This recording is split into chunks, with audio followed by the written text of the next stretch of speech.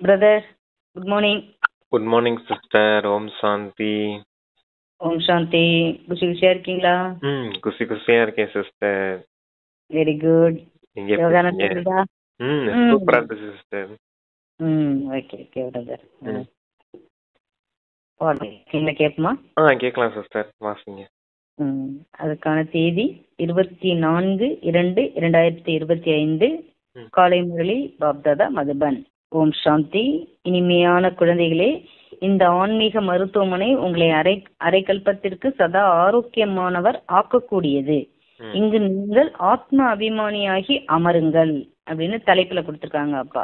ஆமா, இந்த ஆன்மீக மருத்துவமனை, இந்த ஸ்பிரிச்சுவல் ஹாஸ்பிட்டல் என்ன ஆகுது, அரைக்கல்பத்துக்கு உங்களை சதா ஆரோக்கியமுடையவர்களா ஆக்குது அப்படின்னு சொல்றாரு. இங்க நீங்க அதுக்கு ஆத்ம உணர்வு உடையவராகி அமருங்கள் அப்படின்னு இருக்காரு.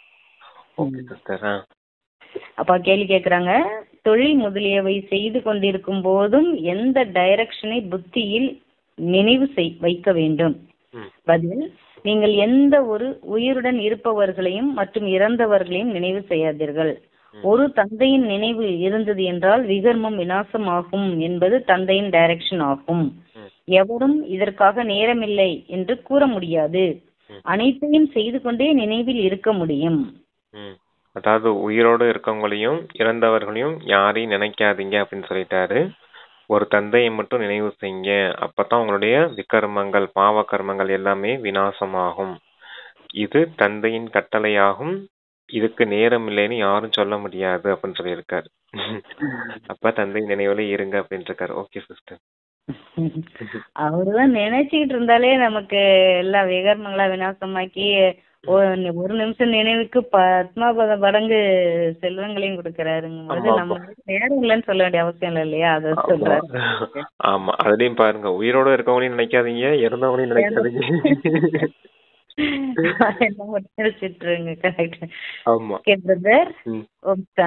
இனிமையிலும் இனிமையான ஆன்மீக குழந்தைகளுக்கு தந்தையின் குட் மார்னிங். குட் மார்னிங்கிற்கு பிறகு தந்தையை நினைவு செய்யுங்கள் என்று குழந்தைகளுக்கு கூறப்படுகிறது. பதித்த பாவனரே வந்து பாவனமாக்குங்கள் என்று அழைக்கவும் செய்கின்றனர். எனவே தந்தை முதலிலேயே ஆன்மீக தந்தையை நினைவு செய்யுங்கள் என்று கூறுகின்றார். ஆன்மீக தந்தையோ அனைவருக்கும் ஒருவரே ஆவார். தந்தையை ஒருபொழுதும் சர்வவியாபி என்று கருதப்படுவதில்லை. எனவே எவ்வளவு முடியுமோ குழந்தைகள் முதலில் தந்தையை நினைவு செய்யுங்கள். ஒரு தந்தையை தவிர எந்த ஒரு சாக்காரம் மற்றும் ஆகாரத்தை நினைவு செய்யாதீர்கள். இது முற்றிலும் சுலபம்தானே? நாங்கள் பிஸியாக இருக்கிறோம், நேரமில்லை என்று மனிதர்கள் கூறுகின்றனர். ஆனால் இதற்கோ நேரம் எப்பொழுதும் உள்ளது. தந்தை யுக்தி கூறுகிறார், தந்தையை நினைவு செய்வதன் மூலமே நம்மளுடைய பாவ கர்மங்கள் எரிந்து சாம்பலாகும் என்பதையும் அறிந்துள்ளீர்கள். இது முக்கிய விஷயம். தொழில் முதலீடு செய்வதற்கு எந்த தடையும் இல்லை. சொல்லுங்க பிரதர். அதாவது அந்த பாவ கர்மங்கள் விநாசமாகுதுல, அதை பத்தி சொல்லிட்டு இருக்காரு. ஆன்மீக தந்தை நான் ஒருத்தன் தான் அப்படின்னு, தூய்மையற்றவர்களை தூய்மையாக்க கூடியவரும் நான் ஒருவனே அப்படின்னு சொல்றாரு. அதனால தந்தையை நினைவு செய்யுங்க, எந்த ஒரு சாக்கார ஆக்கார மனிதர்களையும் நினைவு செய்யாதீங்க அப்படின்னு சொல்றாரு. தந்தை நினைவு செய்யறதுனால பாவ கர்மங்கள் அழியுது அப்படின்னு சொல்றாரு. ஓகே சிஸ்டர், அவ்வளவுதான். நினைவு செய்து கொண்டே தந்தை, அதாவது தொழில் போன்றவற்றை செய்து கொண்டே தந்தை இவை அனைத்தையும் செய்து கொண்டே தந்தையை மட்டும் நினைவு செய்தீர்கள் என்றால் விகர்மங்கள் விநாசமாகும். நாம் பதித்த பாவனர்களாக இருக்கிறோம் என்பதை புரிந்திருக்கிறார்கள். பதித்தமாய் இருக்கிறோம் அப்படின்னு புரிஞ்சிருக்கீங்க அப்படின்றார். பதித்தமானவர்களாக இருக்கிறோம் என்பதை புரிந்திருக்கிறார்கள். சாது, சன்னியாசி, ரிஷி, முனிவர் போன்ற அனைவரும் தவம் செய்கின்றனர். பகவானை அடைவதற்காகவே தவம் செய்யப்படுகிறது. எதுவரை ஒருவருடைய அறிமுகம் கிடைக்கவில்லையோ அதுவரை அவரை சந்திக்க முடியாது. உலகில் எவருக்கும் தந்தையின் அறிமுகம் இல்லை என்பதை நீங்கள் அறிந்துள்ளீர்கள். தேகத்தின் அறிமுகமோ அனைவருக்கும் உள்ளது. பெரிய பொருளின் அறிமுகம் உடனடியாக கிடைத்து விடுகிறது. ஆத்மாவின் அறிமுகத்தையோ எப்பொழுது தந்தை வருகின்றாரோ அப்பொழுது புரிய வைக்கின்றார். ஆத்மா மற்றும் சரீரம் ஆகிய 2 பொருட்கள் உள்ளன. ஆத்மா ஒரு நட்சத்திரமாகும், மேலும் மிகவும் சூட்சுமமானதாகும். அதை எவரும் காண முடியாது. எனவே எப்பொழுது இங்கு வந்து அமர்கிறீர்களோ அப்பொழுது ஆத்மா அபிமானியாகி அமர வேண்டும். இது கூட அரை கல்பத்திற்கு சதா ஆரோக்கியமானதாவதற்கான ஒரு மருத்துவமனை ஆகும். தேகம் ஆத்மா 2 பொருள் இருக்குது. அப்ப தேகம் அழியக்கூடியது, ஆத்மா அழிவற்றது. இந்த ஆத்மா விஷயத்த தந்தை வந்து தான் சொல்லித்தர முடியும் அப்படின்னு சொல்றாரு. நீங்க ஆத்ம உணர்வுடையவராகி இங்க அமர்ந்தீங்க அப்படின்னா அரை கல்பத்துக்கு சதா ஆரோக்கியம் உடையவரா ஆயிடுவீங்க அப்படின்னு சொல்லியிருக்காரு. ரிஷி முனி அவங்க எல்லாம் இருக்காங்க இல்லையா, சன்னியாசிங்க எல்லாருமே இந்த தவத்தில் அமர்றாங்க அப்படின்னா எதுக்காக அமர்றாங்க? இறைவனை அடையிறதுக்கு தான் அமர்றாங்க. அதே போல நீங்க இறைவனை அடைஞ்சிட்டீங்க, நீங்க ஆத்ம உணர்வுடையவராகி தந்தை நினைவு செய்தா போதும் அப்படின்னு சொல்றாரு. Okay sister. ஒரு மருத்துவமனையாகும். ஆத்மாவோ அழிவற்றது, ஒரு பொழுதும் அழியாது. முழு நடிப்பும் ஆத்மாவினுடையதே. நான் ஒரு பொழுதும் விநாசமாகுவதில்லை என்று ஆத்மா கூறுகின்றது. அனைத்து ஆத்மாக்களும் அழிவற்றவர்கள், சரீரம் அழியக்கூடியது. நாம் ஆத்மாக்கள் அழிவற்றவர்கள் என்பது இப்பொழுது உங்களுடைய புத்தியில் உள்ளது. நாம் 84 பிறவிகள் எடுக்கின்றோம். இது நாடகமாகும். இதில் தர்மஸ்தாபகர்கள் யார் யார் எப்பொழுது வருகிறார்கள், எத்தனை பிறவிகள் எடுத்திருப்பார்கள் என்பதை அறிந்துள்ளீர்கள். 84 பிறவிகள் என்று என்ன பாடப்படுகிறதோ அது அவசியம் ஏதோ ஒரு தர்மத்தினுடையதாக இருக்கும். அனைவருக்கும் 84 பிறவிகள் இருக்க முடியாது. அனைத்து தர்மங்களும் சேர்ந்து வருவதில்லை.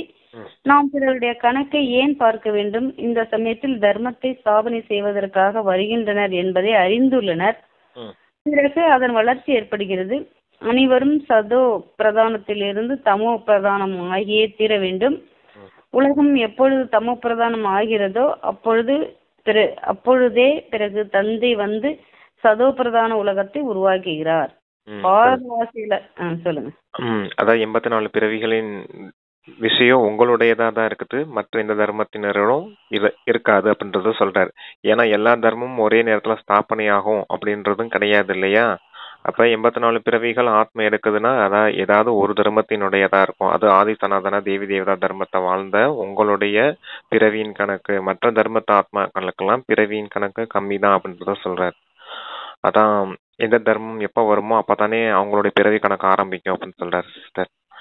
சரி, ஓகே, அடுத்த வாசிங்க. Okay brother. அப்பா சொல்றாங்க, பாரதவாசிகளாகிய நாமே பிறகு புது உலகத்தில் வந்து ராஜ்யம் செய்வோம். மேலும் அப்பொழுது வேறு எந்த தர்மமும் இருக்காது என்பதை இப்பொழுது குழந்தைகளாகிய நீங்கள் அறிந்துள்ளீர்கள். குழந்தைகளாகிய உங்களிலும் கூட யார் உயர்ந்த பதவியை பெற வேண்டுமோ அவர்கள் அதிகமாக நினைவில் இருப்பதற்கான முயற்சி செய்வார்கள். மேலும் பாபா நான் இவ்வளவு சமயம் நினைவில் இருக்கிறேன் என்ற சமாச்சாரத்தையும் எழுதுகின்றனர். சிலர் வெட்கப்பட்டு கொண்டு முழு சமாச்சாரத்தையும் கொடுப்பதில்லை. பாபா என்ன சொல்வாரோ என்று நினைக்கின்றனர். ஆனாலும் தெரியும் அல்லவா, பள்ளியில் ஆசிரியர் மாணவர்களிடம் நீங்கள் ஒருவேளை படிக்கவில்லை எனில் ஃபெயில் ஆகி விடுவீர்கள் என்று கூறுவார்கள் அல்லவா. லௌகீக தாய் தந்தை கூட குழந்தைகளுடைய படிப்பின் மூலம் புரிந்து கொள்கின்றனர். இதுவோ மிகப்பெரிய பள்ளியாகும். இங்கு வரிசை கிரமமாக அமர வைக்கப்படுவது இல்லை, வரிசை கிரமமாக இருக்கவே செய்கிறார்கள் என்பது புத்தியால் புரிந்து கொள்ளப்படுகிறது. இப்பொழுது பாபா நல்ல நல்ல குழந்தைகளை எங்கேயாவது அனுப்பி விடுகின்றார். அவர்கள் சென்று திரும்பிய பின்னர் எங்களுக்கு மகாரதி வேண்டும் என்று பிறர் கடிதம் எழுதுகின்றனர். எனில் அவர்கள் தம்மை விட புத்திசாலியாக புகழ் வாய்ந்தவராக இருக்கிறார் என்று அவசியம் புரிந்துள்ளனர். வரிசை கிரமமாக இருக்கிறார்கள் அல்லவா. கண்காட்சியில் கூட அநேக விதமாக வருகின்றனர். எனவே வழிகாட்டிகளும் கைடு சோதிப்பதற்காக நிற்க வேண்டும். நிற்க வேண்டுமா? இவர் எத்தகைய மனிதர் என்பதை வரவேற்பவர்கள் அறிந்திருப்பார்கள். சொல்றேன் சிஸ்டர். சொல்லுங்க. அதான் அந்த வழிகாட்டிகள் அப்படின்றது வந்து கண்காட்சியில வரும்போது இந்த யார் பெரியவங்க வந்தாங்களோ இவங்க எப்படிப்பட்டவங்க, என்ன காரியத்துக்காக வந்திருக்காங்க அப்படிங்கறது சொல்றதுக்கு ஒரு ஆள் இருக்கணும்னு சொல்றாரு கண்காட்சிக்கு முன்னாடி வாசல்லையே. அப்ப கூட்டிட்டு வந்து சொல்ல முடியும் இல்லையா, அதுக்காக சொல்றாரு. Okay sir. அப்புறம் மேல அதுக்கு முன்னாடி என்ன சொல்லியிருந்தாரு, அந்த பள்ளியை பத்தி சொல்லியிருந்தாரு இல்லையா. ஸ்கூல்ல எப்படி வரிசை கிரமமா இருப்பாங்களோ அதே போல இங்கேயும் வரிசை கிரமமா தான் இருக்காங்க. பாபா யாரையாவது சேவைக்காக நல்லா ஞானம் சொல்லக்கூடிய குழந்தைகளை எங்கேயாவது அனுப்பி வச்சார், சென்டருக்கு அனுப்பி வச்சாருன்னா அங்க இருக்கக்கூடிய சென்டர்ல இருக்கக்கூடிய குழந்தைங்க கூட தந்தைக்கு லெட்டர் எழுதுறாங்களாம். எங்களுக்கு மகாரதிகள் வேணும், அவங்க கிளாஸ் பண்ண நல்லா இருக்கும் இல்லையா, இவங்க எங்களை விட புத்திசாலியா இருக்காங்க அப்படிங்கிற விஷயத்தையும் புரிஞ்சுக்கிறாங்க அப்படின்னு சொல்றாரு. அதான் அடுத்து கண்காட்சியை பத்தி சொல்லிட்டு இருக்காரு. Okay sister. வரிசை கிரமமா நாங்க அமர வைக்கிறது கிடையாது. ஆனா வரிசை கிரமமா தான் புரிஞ்சு எடுத்துக்கிறாங்க ஆமா அப்படின்னு சொல்லியிருக்காரு. ஆமா ஸ்கூல்ல படிக்கும்போது அந்த ரேங்க் வரிசை இருக்கும் இல்லையா? நல்லா படிக்கிறவங்களும் இருப்பாங்க, வரிசை கிரமமா இருப்பாங்க இல்லையா? கொஞ்சம் பரவாயில்லாம அப்படி இருப்பாங்க இல்லையா அப்படின்றத சொல்றாரு. Okay sister. ம் ரைடு. இவருக்கு நீங்கள் புரிய வைத்திடுங்கள். வரவேற்பாளர், அதாவது இவர் எத்தகைய மனிதர் என்பதை வரவேற்பவர்கள் அறிந்திருப்பார்கள்.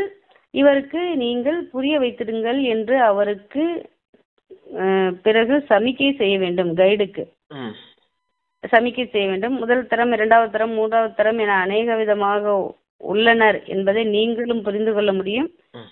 அங்கே அனைவருக்கும் சேவை செய்துதான் ஆக வேண்டும். ஒரு பெரிய மனிதர் இருக்கிறார் எனில் அவசியம் அந்த பெரிய மனிதரை உபசரிக்கின்றார்கள். இது விதிமுறையாகும். தந்தை, அதாவது டீச்சர், குழந்தைகளை வகுப்பில் மகிமை செய்கின்றார்கள். இது கூட அனைத்தையும் விட பெரிய மரியாதையாகும். பெயரை வெளிப்படுத்தக்கூடிய குழந்தைகளுடைய மகிமை, அதாவது மரியாதை செய்யப்படுகிறது. இன்னார் செல்வந்தர், தார்மீக மனம் கொண்டவர் என்று கூறுவது கூட மரியாதை கொடுப்பது அல்லவா? உயர்ந்ததிலும் உயர்ந்தவர் பகவான் என்பதை இப்பொழுது நீங்கள் அறிந்துள்ளீர்கள். அவர் உயர்ந்ததிலும் உயர்ந்தவர் என்று கூறவும் செய்கின்றனர். ஆனால் பிறகு அவருடைய சுயசரிதையை, பயோகிராபி பற்றி சொல்லுங்கள் என்று கேட்டீர்கள் என்றால் அவர் சர்வவியாபி என்று கூறுவார்கள். அவ்வளவுதான், ஒரே அடியாக தாழ்த்தி விடுகிறார்கள். அனைவரையும் விட உயர்ந்ததிலும் உயர்ந்தவர் பகவான் என்பதை இப்பொழுது நீங்கள் புரிய வைக்க வேண்டும்.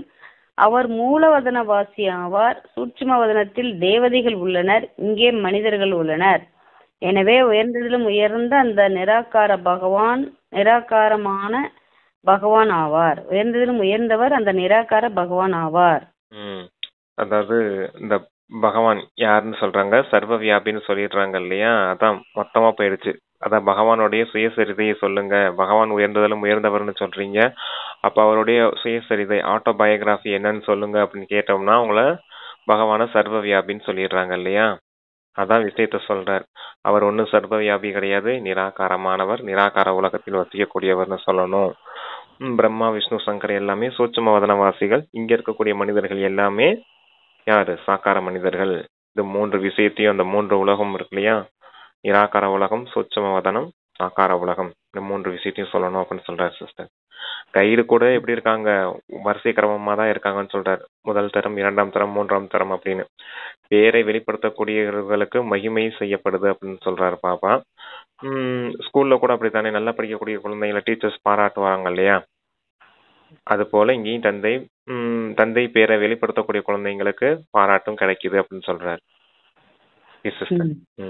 Okay brother. வைரம் போல் இருந்த நாமே பிறகு சோழி போல் ஆகிவிட்டோம். பிறகு பகவானை தன்னை விட அதிகமாக கீழான நிலைக்கு கொண்டு சென்று விட்டோம் என்பதை இப்பொழுது நீங்கள் அறிந்துள்ளீர்கள். பகவானை பற்றி அறியவே இல்லை. பாரதவாசிகளாகிய உங்களுக்கே அறிமுகம் கிடைத்துள்ளது. பிறகு அறிமுகம் குறைந்து விடுகிறது. இப்பொழுது நீங்கள் தந்தையினுடைய அறிமுகத்தை அனைவருக்கும் கொடுத்து கொண்டே செல்கிறீர்கள். அநேகருக்கு தந்தையின் அறிமுகம் கிடைக்கும். உங்களுடைய முக்கிய சித்திரமே திருமூர்த்தி, சக்கரம், மரம் ஆகும். திருமூர்த்தி அந்த கால சக்கரம், மரம், கல்பவருஷமாக சொல்றாரு. இதில் எவ்வளவு போதும், முழு ஞானத்தையும் முழுசா புரிய வச்சிடலாம் அப்படின்னு. இதில் எவ்வளவு வெளிச்சம் உள்ளது.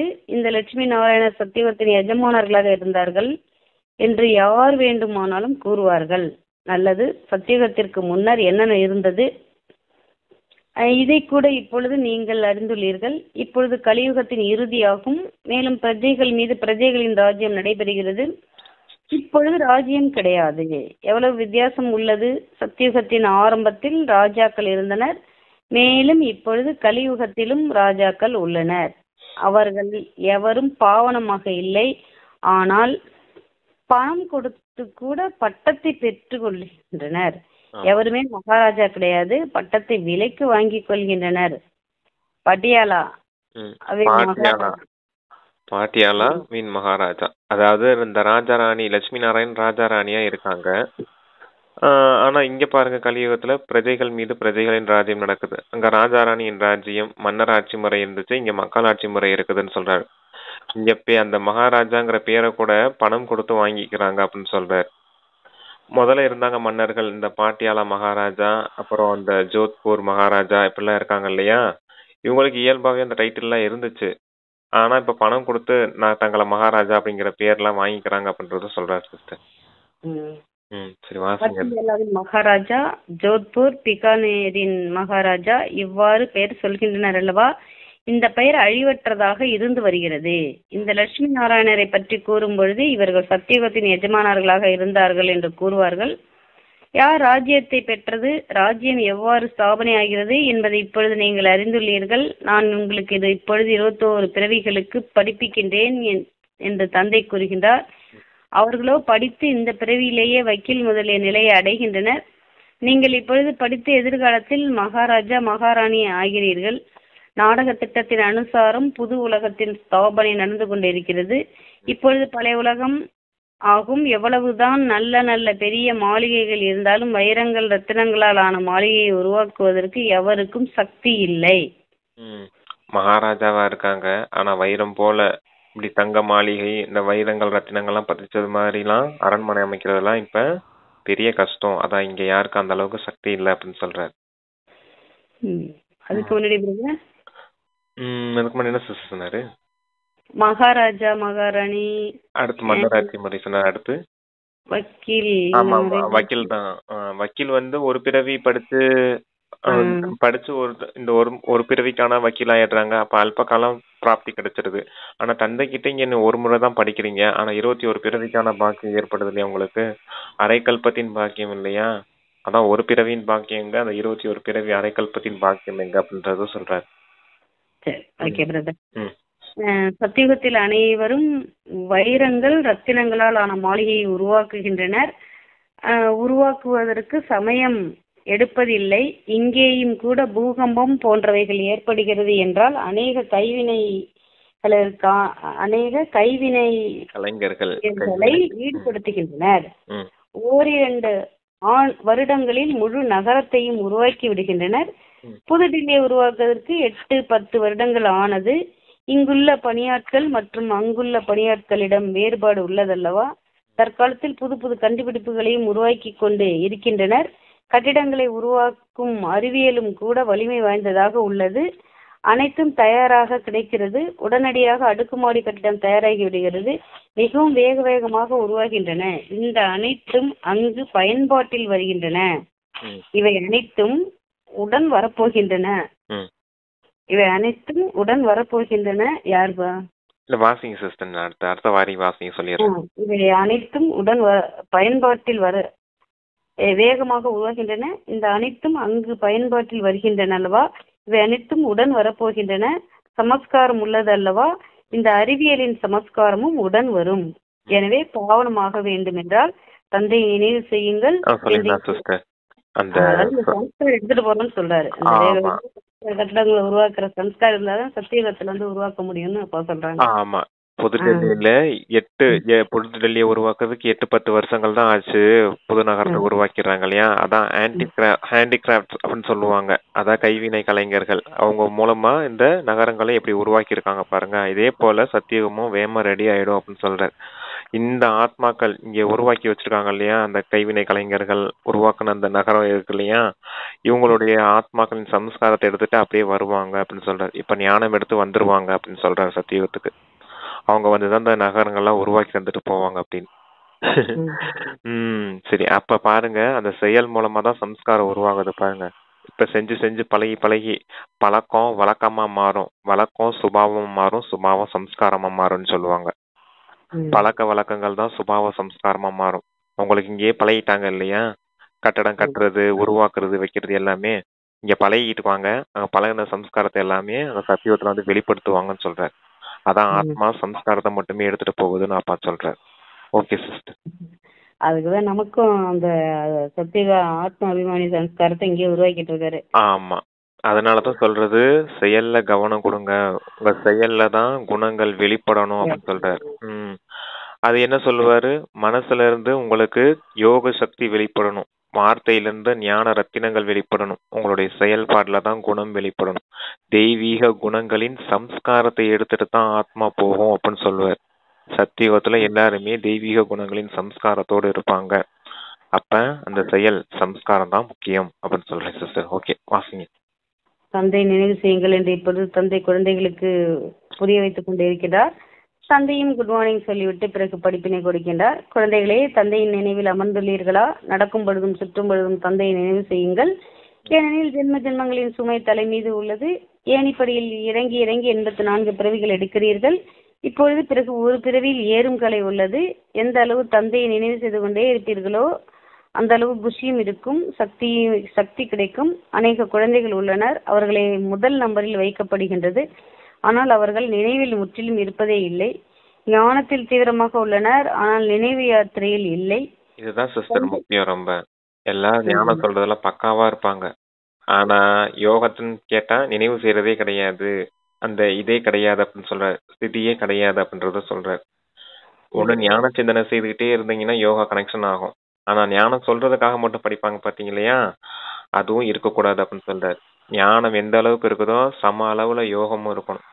ஒரு சிறகு நல்லா இருந்துட்டு ஒரு சிறகுக்கு பறவைக்கு சரியில்லைன்னா என்ன ஆகும்? சரியா பறக்க முடியாது இல்லையா? அது போல 2 சிறகும் சமமா இருக்கணும் அப்படின்றதுக்காக சொல்றாரு சிஸ்டர். சரி வாசி. அவர்கள் நினைவில் முற்றிலும் இருப்பதே இல்லை. ஞானத்தில் தீவிரமாக உள்ளனர், ஆனால் நினைவு யாத்திரையில் இல்லை. தந்தை குழந்தைகளின் மகிமை பாடுகின்றார்.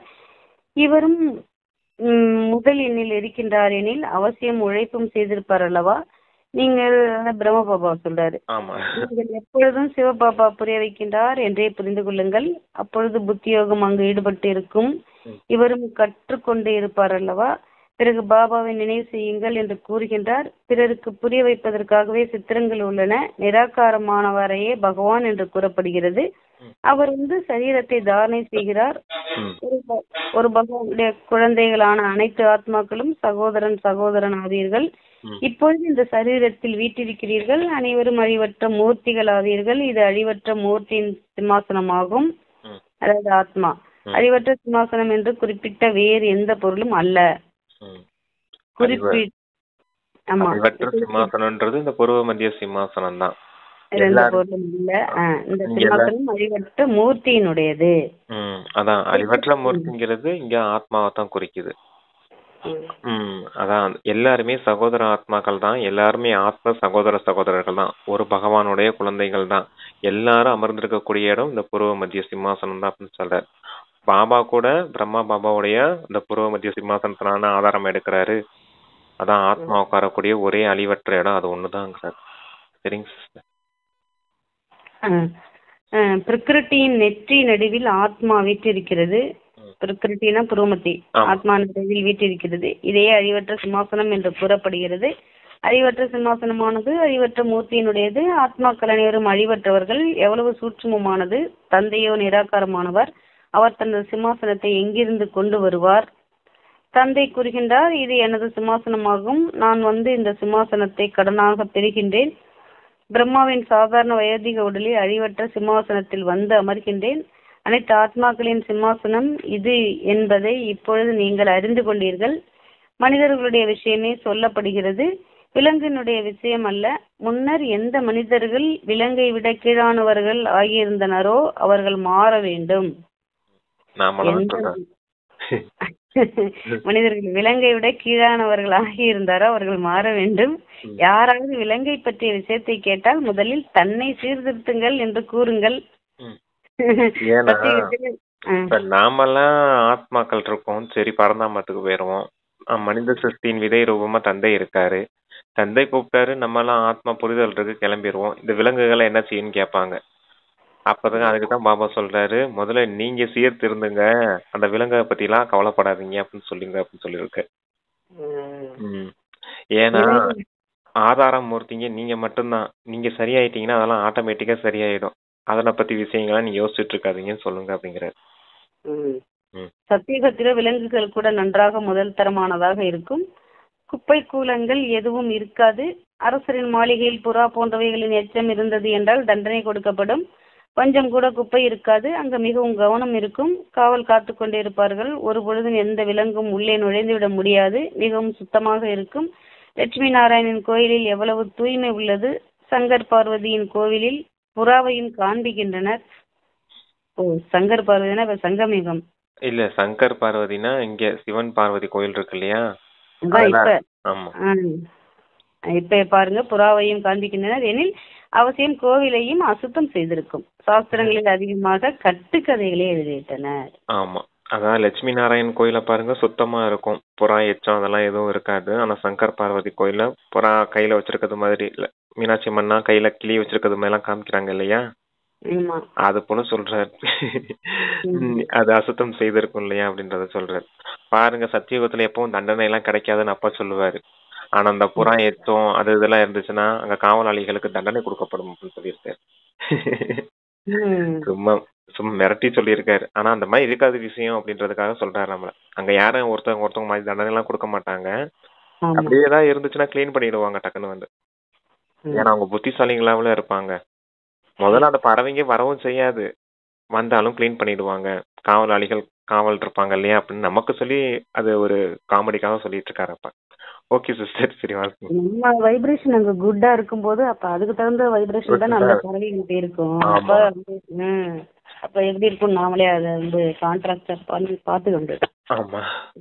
இப்பொழுது தந்தை குழந்தைகளுக்கு புரிய வைக்கின்றார். அவர்களில் கூட தாரணை செய்ய முடிந்தவர்கள் குறைவானவர்களே உள்ளனர். மற்றவர்கள் எதையும் புரிந்து கொள்வதில்லை. தந்தை குழந்தைகளுக்கு எவ்வளவு அன்புடன் புரிய வைக்கிறார். குழந்தைகளே, மிக மிக இனிமையானவர் ஆகுங்கள். வாயிலிருந்து எப்பொழுதும் ரத்தினங்கள் வெளிப்பட்டு கொண்டே இருக்க வேண்டும். நீங்கள் யோக சுரூபமாகி ஞான மழை பொழிபவர்கள் ஆவீர்கள். உங்களுடைய வாயிலிருந்து கல் வெளிவரக்கூடாது. ஆத்மாவிற்குத்தான் மகிமை உள்ளது. நான் ஜனாதிபதி இன்னார் என்னுடைய சரீரத்தின் பெயர் இது. யோக சுரூபமாகி ஞான மழை பொழியணும். யோகம்னா எங்க?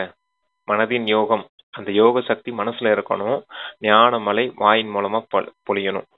எண்ணமும் கரெக்டா இருக்கணும், வார்த்தையும் சரியா இருக்கணும் அப்படின்னு சொல்றாரு. அப்பதான் உங்களால அந்த விஷயங்களை புரிய வைக்க முடியும். மனசும் சேவை செய்யணும், வார்த்தையும் சேவை செய்யணும் அப்படின்னு சொல்லுவார் இல்லையா? மனம் வார்த்தை ரெண்டின் மூலமா சேவை செய்யுங்க அப்படின்னு, டபுள் சேவை செய்யுங்கன்னு அவர் சொல்றாரு. கற்கள் வெளிவரக்கூடாது, ஞான ரத்தினங்கள் இனிமையான வார்த்தைகள் தான் வெளிப்படணும் அப்படின்னு சொல்றாரு. அடுத்து எந்த ஜனாதிபதினு வாசிங்களா சிஸ்டர்? நான் ஜனாதிபதி இன்னார் என்னுடைய சரீரத்தின் பெயர் இது என்று ஆத்மா குறிக்கிறது. நல்லது. ஆத்மாக்கள் யாருடைய குழந்தைகள்? ஒரு பரமாத்மாவின் குழந்தைகள். எனவே அவசியம் அவரிடமிருந்து ஆஸ்தி கிடைக்கும். அவர் பிறகு சர்வ வியாபியாக எவ்வாறு இருக்க முடியும்? நாம் கூட முதலில் எதுவும் அறியாதவர்களாக இருந்தோம் என்பதை நீங்கள் புரிந்துள்ளீர்கள். இப்பொழுது புத்தி எவ்வளவு திறந்து விட்டது. நீங்கள் எந்த ஒரு கோவிலுக்கு சென்றாலும் இவை அனைத்தும் பொய்யான சித்திரங்கள் என்று புரிந்து கொள்வீர்கள். 10 கைகளை கொண்ட துதிக்கையுடைய யானையின் சித்திரம் ஏதாவது உள்ளதா என்ன? இவை அனைத்தும் பக்தி மார்க்கத்தின் விஷயங்கள் ஆகும். அதாவது தந்தை கிட்ட இருந்து உங்களுக்கு ஆஸ்தி தான் கிடைக்கும். அவரை சர்வ வியாபின்னு சொன்னீங்கன்னா என்னென்ன உங்களுக்கு ஆஸ்தி கிடைக்க போகுது? தந்தை கிட்ட இருந்து உங்களுக்கு ஆஸ்தி கிடைக்குது இல்லையா? அப்ப அவர் சர்வ வியாபிங்கிறது விஷயமே தப்பா போயிடுச்சு. அப்புறமே இந்த கோயிலுக்கெல்லாம் போறீங்க அப்படின்னா இந்த சித்திரங்கள் எல்லாம் பாக்குறீங்கன்னா இது எல்லாமே பொய்யான சித்திரங்கள் அப்படின்னு சொல்றாரு. அதாவது துதிக்கையுடைய 10 துதிக்கையுடைய இதெல்லாம் காமிச்சிருக்காங்களே, யானையெல்லாம் காமிச்சிருக்காங்களே, ஐராவதம் அப்படி இப்படின்லாம் காமிச்சிருக்காங்க. அதான் இதெல்லாம். அப்புறம் 10 கையுடைய அந்த 8 கையுடைய காளி, 4 கையுடைய விஷ்ணு, 10 கைகளை கொண்ட 10 கைகளை கொண்ட துதிக்கையுடைய யானையின் சித்திரம் ஏதாவது உள்ளதா அப்படின்னு கேட்டிருக்காரு. ஐராவதம் சிஸ்டர், ஐராவத யானை பாத்திருக்கீங்களா? அதுல 10 துதிக்கை காமிச்சிருப்பாங்க. இந்திரனுடைய வாகனம்னு காமிச்சிருப்பாங்க. அதான் 10 துதிக்கையுடைய யானை. எல்லா பக்கமும் துதிக்கை இருக்கிறது மாதிரி காமிச்சிருப்பாங்க. அதுக்கு நான் பார்த்தது வரைக்கும் 4 துதிக்கை இருக்க மாதிரி யானையை பார்த்திருக்கேன். ஐராவதம் காமிப்பாங்க. ஏதாவது உள்ளதா என்ன அப்படின்னு கேள்வி கேட்டிருக்காரு. அப்புறம் ஆமா, இங்க இப்ப நிஜத்துல ஏதாவது இருக்குதா அப்படி சித்திரத்துல ஏன் அப்படி காமிச்சிருக்காங்க அப்படின்னு கேக்குறாரு. அப்ப இதெல்லாம் பொய்யான சித்திரமா இருக்குது, கட்டுக்கதை எழுதி வச்சிருக்காங்க அந்த சாஸ்திரத்துல அப்படின்னு சொல்றாரு. புராண கதைகள் எல்லாமே கட்டுக்கதையை எழுதி வச்சிருக்காங்க அப்படின்னு சொல்ல வர்றாரு. இவை அனைத்தும் பக்தி மார்க்கத்தின் விஷயங்களாகும். உண்மையில் அனைவருக்கும் சத்கதியை கொடுக்கும் வல்லலான ஒரு சிவபாபாவிற்கே பக்தி செய்யப்பட வேண்டும். இந்த லட்சுமி நாராயணர் கூட 84 பிறவிகள் எடுக்கின்றனர் என்பது உங்களுடைய புத்தியில் உள்ளது. பிறகு உயர்ந்ததிலும் உயர்ந்த தந்தையே வந்து அனைவருக்கும் சத்கதி கொடுக்கின்றார். அவரை விட பெரியவர் எவரும் இல்லை. இந்த ஞானத்தின் விஷயங்களை உங்களில் கூட வரிசை கிரமமாகவே தாரணை செய்ய முடியும். தாரணை செய்ய முடியவில்லை எனில் பிறகு என்ன பயன்? சிலரே கண்ணிழந்தவர்களின் ஊன்றுகோல் ஆகுவதற்கு பதிலாக கண் இழந்தவர்கள் ஆகிவிடுகின்றனர். கண்ணிழந்தவர்களின் ஊன்றுகோல் ஆவதற்கு பதிலாக தானே கண்ணிழந்தவர்கள் ஆகிவிடுகின்றனர். ஞானம் இல்லாதவர்கள் ஆயிடுறாங்க. ஞானம் இல்லாதவர்களுக்கு ஞான கண் கொடுங்கன்னு அப்பா சொல்றாரு. ஆனா இவங்களே சுத்தமா ஞானம் இல்லாதவர்களா மாறி போயிடுறாங்க அப்படிங்கிறார். அதாவது விகாரங்கள் வழியில தவறான வழியில போயிடுறாங்க அப்படின்னு சொல்றாரு. எந்த பசு பால் கொடுக்காதோ அதை கிழ மாடுகளுக்கான கொட்டகைக்கு அனுப்பிவிடுகின்றனர். இவர்களும் கூட ஞானத்தின் பால் கொடுக்க முடியாது. எந்த முயற்சியும் செய்யாதவர்கள் அநேகர் உள்ளனர். நாம் ஏதாவது பிறருக்கு நன்மை செய்ய வேண்டும் என்று நினைப்பதே இல்லை. தன்னுடைய அதிர்ஷ்டத்தை பற்றிய சிந்தனையே இருப்பதில்லை. என்ன கிடைத்துள்ளதோ அது நல்லது போதும் என்று இருக்கின்றனர். இவர்களுக்கு அதிர்ஷ்டத்தில் இல்லை என்று தந்தை கூறுவார். தனது சத்கதிக்கான முயற்சி செய்ய வேண்டும். ஆத்ம அபிமானி ஆக வேண்டும். தந்தை எவ்வளவு உயர்ந்ததிலும் உயர்ந்தவர். மேலும் எவ்வாறு பத்தித்த உலகத்தில் பத்தித்த சரீரத்தில் வருகின்றார் பாருங்கள். அவரை அழைப்பதே பத்தித்த உலகத்தில். எப்பொழுது ராவணன் துக்கம் கொடுக்கிறாரோ அப்பொழுது முற்றிலும் கீழானவர்களாக ஆக்கி விடுகிறார். எப்பொழுது ராவணன் துக்கம் கொடுக்கிறாரோ அப்போது கீழானவர்களா நம்மள ஆக்கிடுறாரு. கீழானவர்களாக ஆக்கி விடுகிறார். அந்த சமயம் தந்தை சிரேஷ்டமாக்குகிறார். அதாவது நீங்க எப்ப சத்துவ பிரதானத்துல இருந்து தமோ பிரதானம் 1084 பிறவிகள் சக்கரம் எடுத்துட்டு தமோ பிரதான நேரத்துல தந்தை மீண்டும் உங்களை சிரேஷ்டமானவரா மீண்டும் சத்துவ பிரதானமா ஆக்குறேன் அப்படின்னு சொல்றாரு. அதுக்கு முன்னாடி ஞான பால் கொடுக்கக்கூடியவங்களா இருக்கணும். நீங்க ஞானத்தை நல்லா சொல்லக்கூடியவங்களா இருக்கணும். இல்லாட்டினா அந்த ஞானம் பால் கொடுக்காத மாடுகளை எப்படி கிளமாடுகளின் இதுக்கு அனுப்பிடுறாங்க இல்லையா, கொட்டகைக்கு அனுப்பிடுறாங்க இல்லையா, ஸ்லாட் ஹவுஸ்ன்னு சொல்லுவாங்க. அது போல அனுப்பிடுறாங்க இல்லையா, அது போல இங்கேயும் கூட இருக்காங்க அப்படின்னு சொல்றாரு. எதுவுமே ஞானம் சொல்லாதவர்களா இருக்காங்க. ஏதோ கிடைச்சது கிடைக்கட்டும் அப்படின்றது மாதிரி அதிர்ஷ்டத்தை உருவாக்கி கொள்ளாதவர்களா இருக்காங்க அப்படின்னு சொல்றாரு. Okay sister. ஏன்னா இப்படி ஞானம் இல்லாதவர்களா இருந்தாங்கன்னா என்ன செய்ய முடியும், என்ன சொல்லி புரிய வைக்க முடியும்? யோக பலம் இருக்காது, ஞான பலம் இல்லை அப்படின்னா இப்ப விகர்மங்கள் விநாசம் ஆகாது, தாரணையும் சரியா ஆகாது இல்லையா. அதுக்காக பாபா சொல்றாரு உங்களுடைய அதிர்ஷ்டங்களை உருவாக்கிக்கணும் அப்படின்னா உங்களுடைய தெய்வீக குணங்களை நல்லா வளர்த்துக்கொள்ளணும் அப்படிங்கிறதுக்காக சொல்றாரு. யார் நல்ல முயற்சி செய்கின்றார்களோ அவர்கள் ராஜா ராணி ஆகின்றார்கள். அப்பா சொல்றாங்க, யார் முயற்சி செய்வது இல்லையோ அவர்கள் ஏழை ஆகின்றார்கள். அதிர்ஷ்டத்தில் இல்லையெனில் முயற்சி செய்ய முடியாது. சிலரோ மிக நன்றாக அதிர்ஷ்டத்தை உருவாக்கி கொள்கின்றனர். நான் என்ன சேவை செய்கிறேன் என்று ஒவ்வொருவரும் தன்னை பார்க்க முடியும். அச்சா முரளி நிறைவா இருக்கின்றது. நம்மள நம்மளே பார்த்துக்கலாம். நமக்குள்ள தெய்வீக குணங்கள் இருக்குதா இல்லையா, வந்திருக்குதா இல்ல வரலையா, இல்ல வர வைக்கணுமா அப்படிங்கறதெல்லாம் உங்களுக்கு நீங்களே பார்த்து செக் பண்ணிக்கோங்க அப்படின்னு சொல்றாரு. ஓகே சிஸ்டர், செக் பண்ணிக்கோங்க, சேஞ்ச் பண்ணிக்கோங்க. அப்பா சொல்றாங்க, இனிமேல் இனிமையான வெகு காலத்திற்கு பிறகு தேடி கண்டெடுக்கப்பட்ட செல்லமான குழந்தைகளுக்கு தாய் தந்தை பாப்தாதாவின் அன்பு நினைவுகள் மற்றும் காலை வணக்கம். ஆன்மீக குழந்தைகளுக்கு ஆன்மீக தந்தையின் நமஸ்காரம். டார்னிங் 2 பாயிண்ட்ஸ் கொடுத்திருக்காங்க. அதுல ஃபர்ஸ்ட் பாயிண்ட், யோக சொரூபத்தில் இருந்து யோக சொரூபத்தில் இருந்து ஞான மழை பொழிபவராகி வாயிலிருந்து எப்பொழுதும் ரத்தினங்களை வெளிப்படுத்த வேண்டும். மிக மிக இனிமையானவர் ஆக வேண்டும். ஒருபொழுதும் கடுமையான வார்த்தைகள் வெளிவரக்கூடாது. அதான் யோக சொரூபத்திலிருந்து ஞான மழை பொழியக்கூடியவங்களா இருக்கணும். கல் போன்ற வார்த்தைகள் எல்லாம் வெளிப்படுத்தக்கூடாது. இனிமையான வார்த்தைகள், ஞான ரத்தினங்கள் வார்த்தைகள் தான் வெளிப்படணும் அப்படின்னு சொல்லியிருக்காரு. அப்ப 2வது பாயிண்ட் சித்தார்னைக்கு சொல்லியிருக்காங்க, ஞானம் மற்றும் யோகத்தில் தீவிரமானவராகி தன்னுடைய மற்றும் பிறருடைய நன்மை செய்ய வேண்டும். தன்னுடைய உயர்ந்த அதிர்ஷ்டத்தை உருவாக்குவதற்கான முயற்சி செய்ய வேண்டும். கண் இழந்தவர்களின் ஊன்றுகோல் ஆக வேண்டும். எல்லாருக்கும் நீங்களும் நன்மை செய்து கொள்ளணும். உங்களுக்கு மற்றவர்களுக்கும் நன்மை செய்யக்கூடியவர்களா இருக்கணும். கண் இழந்தவர்களுக்கு, ஞான கண் இழந்தவர்களுக்கு ஊன்றுகோல் ஆகணும் அப்படின்னு சொல்லியிருக்காரு. Okay sir. வரதானம் கொடுக்குறாங்க. திருப்தி மூலமாக அனைவரின் மதிப்பை பெறுபவராகி சதா முகமலர்ச்சி உடையவராகுக. திருப்தியின் அடையாளம் உடனடியாக மலர்ந்த முகமாக தென்படும். சதா திருப்தியாளர் முகமலர்ச்சியுடன் இருப்பார்கள். அவரை ஒவ்வொருவரும் புகழ்வார்கள். முகமலர்ச்சியால் மட்டுமே மதிப்பை பெற முடியும். ஆகவே சதா திருப்தியாக மற்றும் மகிழ்ச்சியாக இருக்கும் விசேஷ வரதானத்தை தானும் பெற்று பிறருக்கும் வழங்குங்கள். ஏனெனில் இந்த வேள்வியின் இறுதி சக்தி அனைத்து பக்தர்களின் சதா சந்தோஷம். எப்போது அனைவரும் சதா சந்தோஷமாக இருப்பார்களோ அப்போதே வெளிப்பாட்டின் முழக்கம் முழங்கும். அதாவது வெற்றி கொடி பறக்கும். ஆமா, திருப்தியினுடைய உடனடி அடையாளம் என்னன்னா மலர்ந்த முகமுடையவர்களா இருப்பாங்க. சதா திருப்தியாளர், சதா முகமலர்ச்சியோடு இருப்பாங்க. இந்த முகமலர்ச்சியோடு இருக்கவங்கள எல்லாருமே புகழவும் செய்வாங்க. இந்த முகமலர்ச்சிக்கு தான் அந்த மதிப்பும் கூட கிடைக்குது அப்படின்னு சொல்றார். ஆகையினால நீங்க எப்பவுமே திருப்தியாக இருந்து அந்த முகமலர்ச்சி உடையவரா இருக்கணும் அப்படின்னு சொல்றார். திருப்தியாக இருங்க, மகிழ்ச்சியாக இருங்க அப்படின்னு சொல்றார். அப்பதான் பிரத்யட்சம் ஆவாங்க அப்பா. ஆமா. பிராமணர்களின் அந்த இறுதி வேள்வி என்ன அப்படின்னா பிராமணர்களினுடைய மகிழ்ச்சி தான் அப்படின்னு சொல்றார். நீங்க மகிழ்ச்சியோடு இருக்கும் போதுதான் அந்த வெளிப்பாடின் அந்த முழக்கம் ஏற்படும், வெற்றி கொடி பறக்கும் அப்படின்னு சொல்லியிருக்க. இங்க என்ன விஷயம் அப்படின்னா சதா மகிழ்ச்சி, சதா சந்தோஷம்னு சொல்லியிருந்தார் இல்லையா? மகிழ்ச்சியா இருக்கீங்க, சதா மகிழ்ச்சியா இருக்கீங்களான்னு கேட்பார் இல்லையா? அதான் சதா மகிழ்ச்சியோட நம்ம இருக்கணும். சதா மகிழ்ச்சியோட இருந்தோம்னா நம்மளுடைய முகம் மலர்ந்த முகமா இருக்கும் அப்படின்னு சொல்றாரு. Okay sister. பிரதர், ஸ்லோகன் வைரமாக மாறுவதற்கான செய்தி தருவதே வைர விழா கொண்டாடுவதாகும். நீங்க முதல்ல ஆத்மா வைரமாக மாறணும். எந்த ஒரு அழுக்கு இருக்கக்கூடாது, மொத்தமா தூய்மையாகணும்.